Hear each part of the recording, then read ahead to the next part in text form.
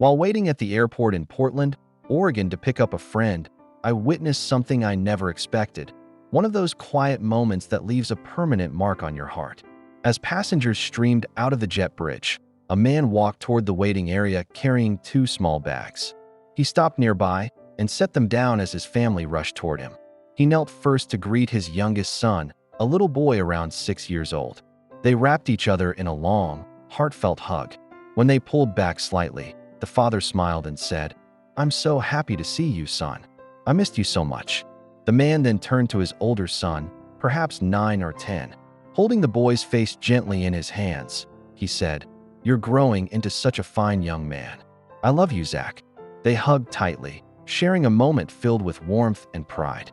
Nearby, a baby girl squirmed excitedly in her mother's arms, never taking her eyes off her father.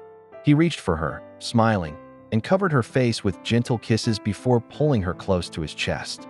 Almost instantly, she relaxed, resting her head on his shoulder in complete peace.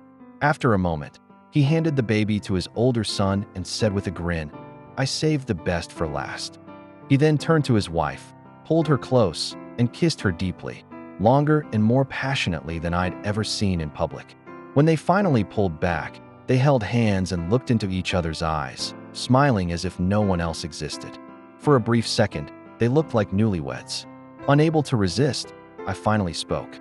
"Wow, how long have you two been married?" Curious, I asked another question. He turned toward me, still smiling brightly. 2 days.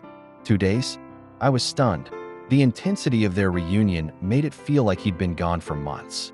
Trying to end my interruption politely, I said, "I hope my marriage is still that passionate after 12 years. At that moment, his smile faded. He looked straight into my eyes and spoke with a seriousness that pierced my heart.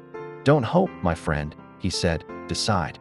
Then he smiled again, shook my hand, and walked away with his family, leaving behind a lesson I will never forget.